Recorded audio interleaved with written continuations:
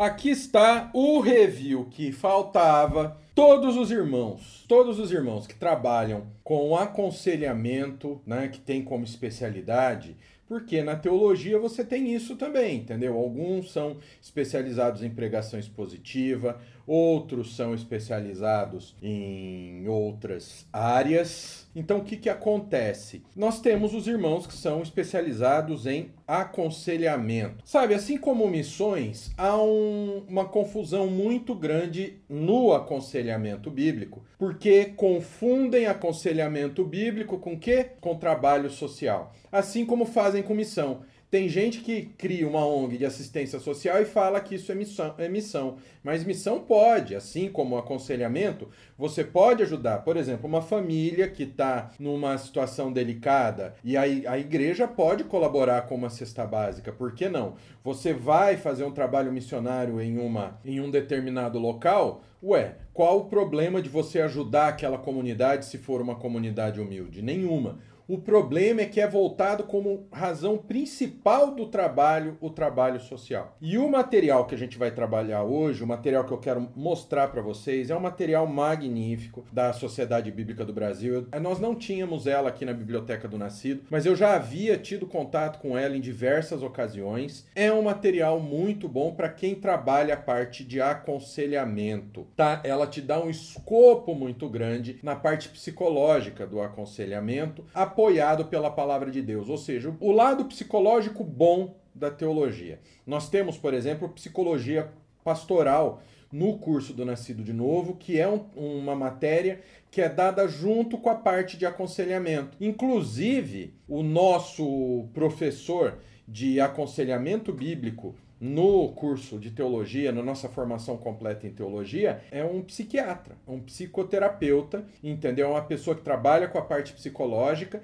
Então, o que acontece? É tudo baseado, a palavra de Deus é o topo.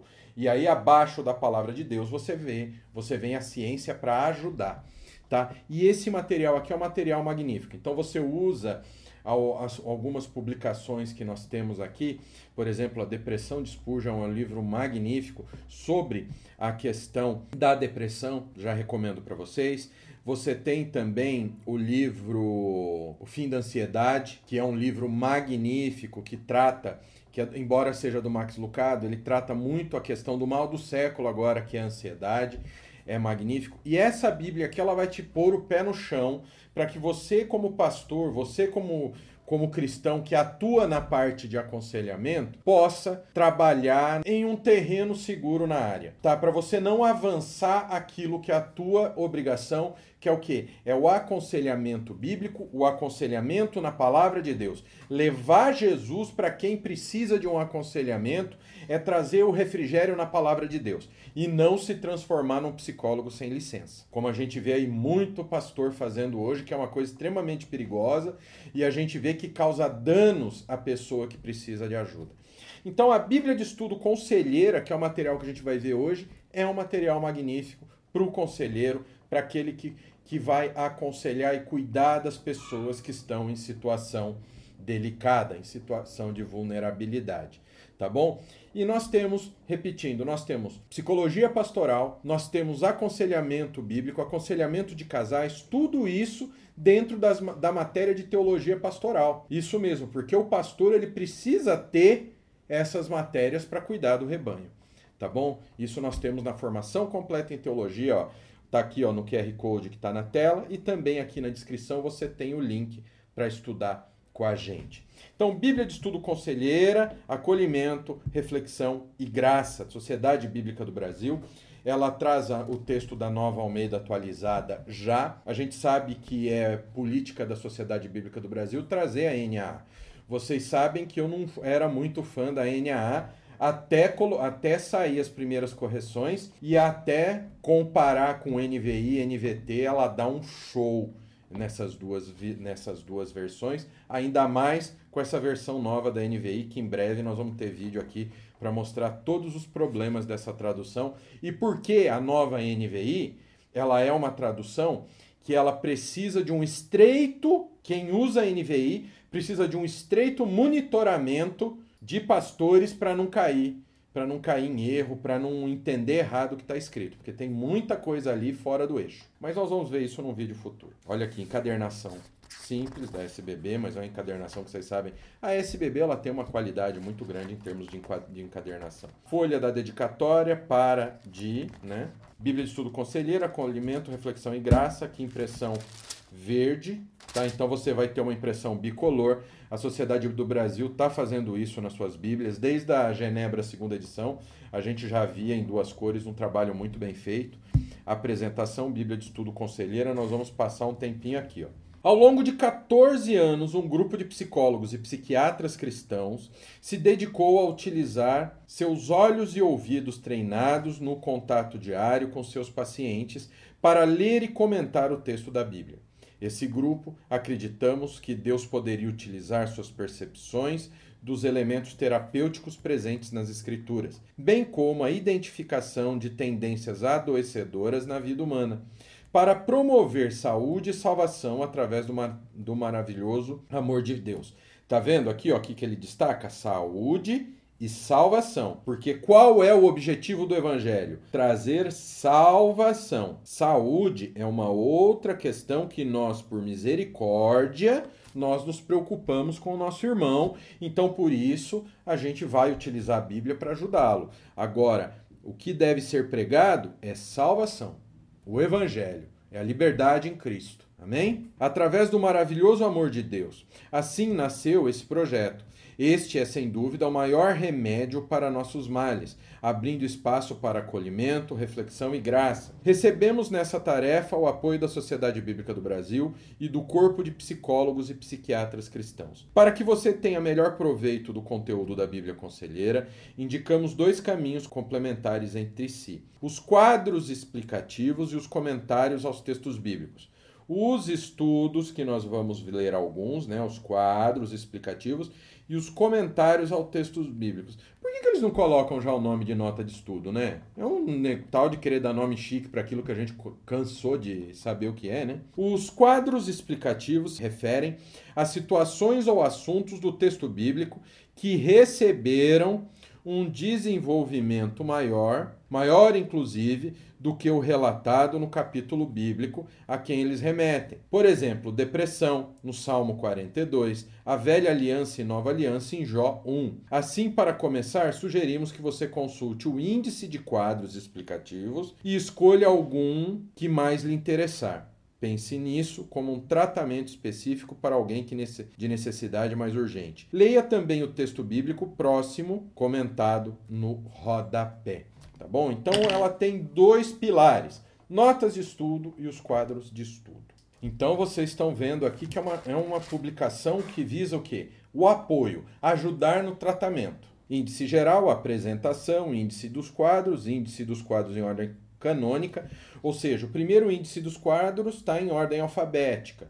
A segunda é de acordo com as passagens bíblicas, está na ordem canônica. E aí uma apresentação da Nova Almeida atualizada, e nós estamos aqui no índice geral, índice dos livros, aquilo que a gente sempre encontra, Antigo, Novo Testamento, aí pesquisa por assuntos, equipe de redatores e os agradecimentos para essa Bíblia. Então a gente tem o índice dos quadros, ordem alfabética, então aqui ó, abrindo a Bíblia, o arrependimento, cânticos do servo, aqui ó, depressão, Salmo 42, a gente vai dar uma olhada nesse estudo, página 884 para você procurar. Então você vai aqui no índice, tá vendo? Ó?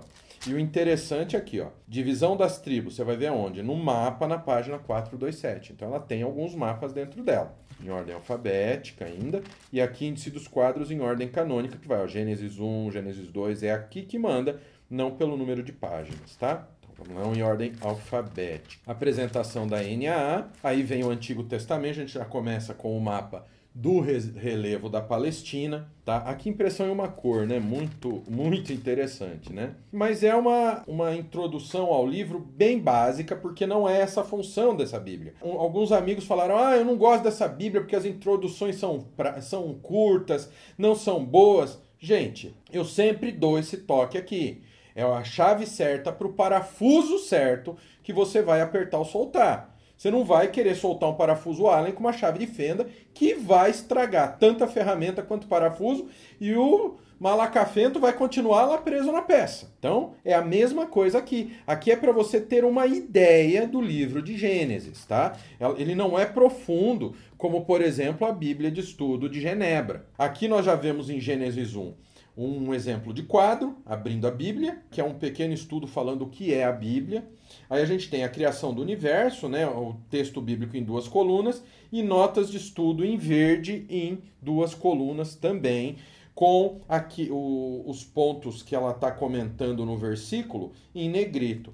Então é muito interessante isso, muito bem feito, e é padrão nas Bíblias de estudo. Vamos dar uma olhada aqui no tamanho da letra, ó. Vou zerar com vocês o paquímetro. Então vamos ao texto bíblico primeiro. A letra maiúscula do texto bíblico, ela dá 2 milímetros, 2,5 milímetros, tá? A minúscula, ela vai dar 2 milímetros, olha, a minúscula, tá? Do texto bíblico. Agora, as notas de estudo, realmente, ela tem muito material de estudo, só que isso traz um probleminha. Qual probleminha, pastor? As notas de estudo ficam com a letra muito pequena, ó. Então vamos ver aqui, ó, maiúscula. Vamos pegar uma maiúscula normal, né? Não do negrito. Ó, 1,83, ou seja, 2 milímetros, o tamanho da minúscula do texto bíblico. E a minúscula, 1,60, 1,5. Então, realmente, o tamanho da letra dos comentários, a gente não pode exigir nenhum milagre da SBB também, né? Criação, evolução e aconselhamento. Um dos textos mais difíceis da Bíblia e um dos que mais trazem dúvidas à fé daqueles que estudam ciências é o início do Gênesis. Do ponto de vista do aconselhamento, como é possível ajudar aqueles que começam a ter conflitos com relação às diferentes cosmovisões existentes? A datação de tempos aqui não é o foco, porque o indefinido, num princípio, veja um nota no princípio. Vamos ver um nota no princípio, tá vendo? O quadro te leva para a nota certa, ó, no princípio. A primeira frase da Bíblia serve como um título para o que segue sem pretender ser uma explicação. A narrativa do relato inteiro utiliza uma linguagem poética muito bem trabalhada. Um antigo pai da igreja, muitos séculos antes da disputa entre fé e ciência, já se referia a esses relatos como o cântico da criação. No princípio, em hebraico, Bereshit, palavra que foi especialmente criada para constar aqui. Em toda a Bíblia, só aqui aparece como substantivo com esse significado. Como começo, princípio, parte inicial, tem sua raiz em cabeça, que daria para traduzir por encabeçando, enquanto no final, it significa uma abstração. A tradução habitual ficou em significados concretos e assim parece criar uma explicação do cosmos. No original, o pronome é indeterminado, em um começo, mostrando que a ênfase não estava em datar o início, mas em mostrar que desde sempre a presença de Deus organizou o caos. Desde sempre, no princípio, no começo, desde o início, o Espírito de Deus. É disso que se trata. Então não é em princípio, em começo de conversa. Não, é nesse sentido aqui. Desde o início, o Espírito de Deus estava ali. Então vamos lá, vamos continuar. Tá, então já vimos o primeiro quadro aqui, muitas... Ó, vocês podem ver que é bastante nota de estudo, por isso que não tem jeito, tá? Não tem como. A Bíblia ela vai ter nas notas uma letra bem pequena. A alimentação humana, em Gênesis 1, ó, no início, portanto, o projeto original de Deus, tanto aos seres humanos quanto aos animais, foi dito que se alimentassem da fartura de plantas, frutas e vegetais existentes. E assim foi até a expulsão do Éden. Fora do Éden, se inicia outra era na Terra, concreta e no tempo histórico com a morte e sem romantismo, em que cada espécie passa a integrar uma extensa cadeia alimentar e a lutar pela sua sobrevivência. Ó, José do Egito, o trabalho do sofrimento. A vida de José, rejeitado pelos irmãos e vendido como escravo no Egito, ilustra muito bem como o sofrimento que nos sobrevém pode ser encarado trabalhando na presença de Deus. Assim como o Messias é descrito por Isaías como homem de dores e que sabe o que é padecer, Isaías 53, e também que verá o fruto do trabalho da sua alma e ficará satisfeito, José passou por um longo aprendizado marcado pelo sofrimento, advindo de experiências traumáticas. Um trauma é uma espécie de escravidão interna, uma situação marcante que fica se repetindo ao longo da vida, como que procurando um final feliz que nunca chega.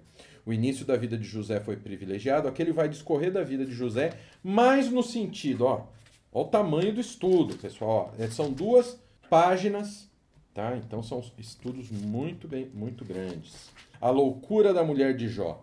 Amargura, ressentimento, mágoa, impotência, revolta, tudo isso provavelmente ocupava o coração da esposa de Jó, que do dia para a noite viu toda a construção de uma vida familiar desmoronar. Em profunda angústia, ela propõe a revolta contra Deus. A cultura daquela época era absolutamente patriarcal. Caberia ao homem tomar essa decisão. A mulher não carregava essa responsabilidade e talvez por isso, ao não suportar ver seu marido sofrer sem nenhuma perspectiva de cura, o incentiva a agir e selar seu destino como se a vida não passasse de nossa pequena realidade no presente. Quem, porém, pode julgar a esposa de Jó não é muito diferente nos dias de hoje, quando de muitas maneiras as pessoas tentam comprar o favor de Deus e se Deus não corresponde, então se perguntam, para que servi-lo? Por que passar por provações e perdas? E aqui, ó, o que ele vai fazer? Ó, no final, nossos traumas e a estátua de sal, Gênesis 19,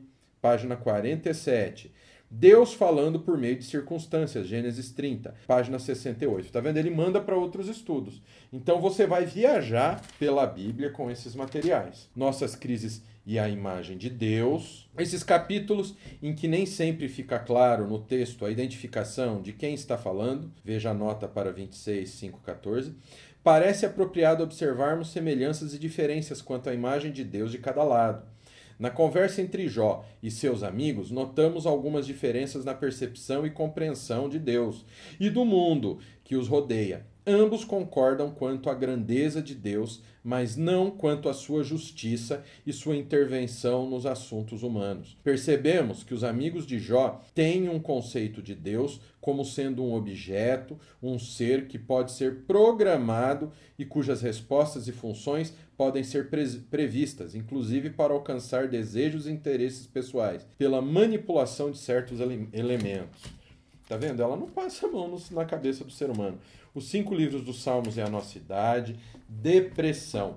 Por que você está abatido, ó minha alma? Por que se perturba dentro de mim? Depressão é um quadro clínico complexo em que se destaca principalmente uma queda acentuada de humor e perda de energia ou prazer nas tarefas habituais. É um conjunto de sofrimentos, sintomas que se caracteriza por tristeza ou irritação, perda da vontade de fazer coisa e até de viver. Pode vir acompanhado de desânimo, mesmo para as atividades prazerosas, perda ou ganho de peso, dificuldade para dormir ou necessidade exagerada de sono, sensação de agitação ou de lentificação, fadiga ou falta de energia, sentimento de culpa excessivo, ou seja, ele vai tratar a depressão aos olhos da Escritura, tá? E aqui embaixo ele vai trazer, tratando a dor da perda, página 430, esperar no Senhor ou agir, página 432, recursos humanos e divinos para as nossas dificuldades, ou seja, é muito bem feita essa Bíblia, tá?